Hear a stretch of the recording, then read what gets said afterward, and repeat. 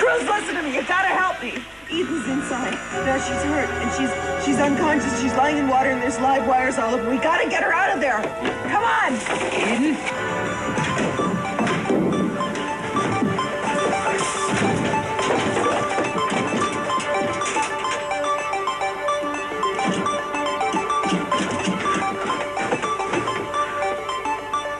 Yes, hello, operator?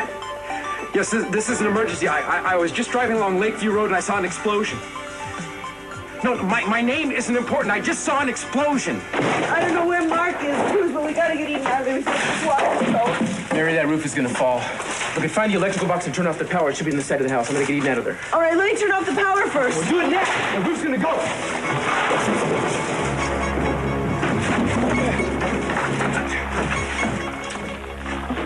Eden?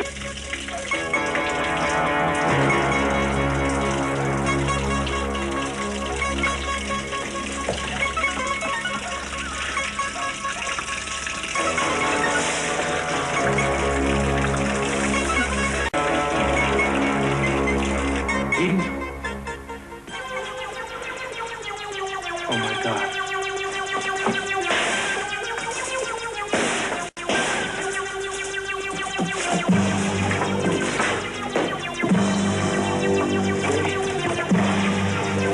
It's me.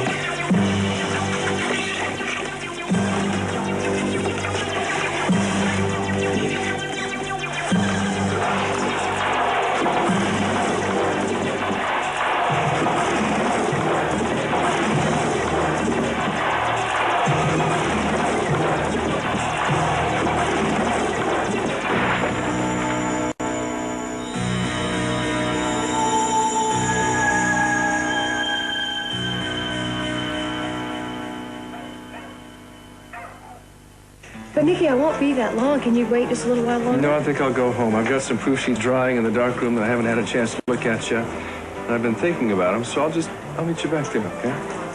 All right, if that's what you really want to do. Did Mr. Jenkins return your call about the book? No, he didn't call. Well, maybe there's a problem. I mean, usually he returns your calls immediately. Well, he's a pretty busy guy. I'm sure there's nothing to worry about.